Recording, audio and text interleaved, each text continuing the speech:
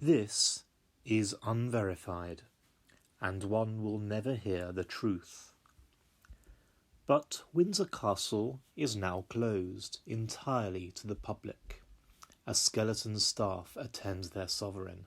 Her College of St. George pray for her intentions, as is their bounden duty. No one else may enter. Early this morning, were a lady in waiting to look out of her window, perhaps she would have seen a Range Rover drive slowly away from the castle keep. No footman or driver, Her Majesty drives herself. A tall figure would be in the passenger seat next to her.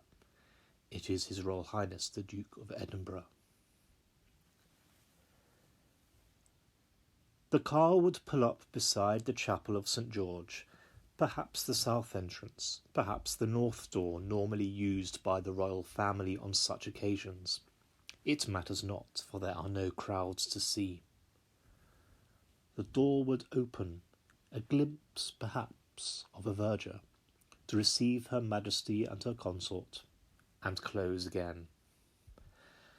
An idle observer would perhaps notice the car parked outside, but would be none the wiser.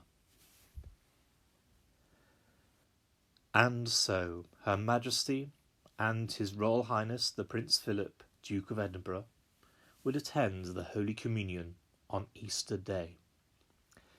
A single priest, likely the Dean, would celebrate at the great high altar in the choir, with none but a single verger in attendance. Her Majesty and His Royal Highness might sit close to the altar.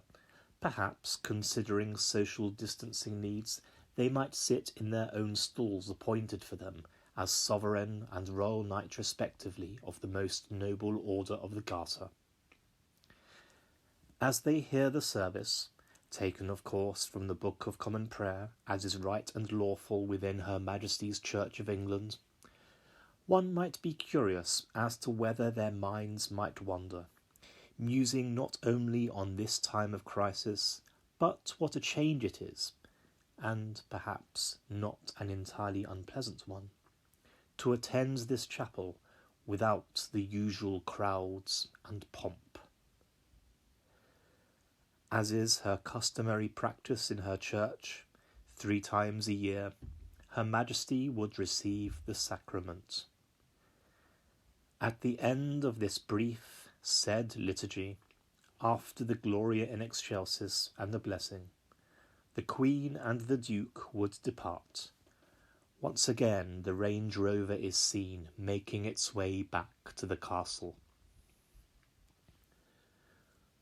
For the churches may be closed, but the Archbishop of Canterbury has no more jurisdiction over the Queen's Free Chapel than does the Bishop of Rome or any other prelate, domestic or foreign. It is her chapel, and even were it not, it is her church, and it is enshrined within the laws of the land that the Queen's most excellent Majesty is the highest power under God in this kingdom, and has supreme authority over all persons in all causes, as well ecclesiastical as civil.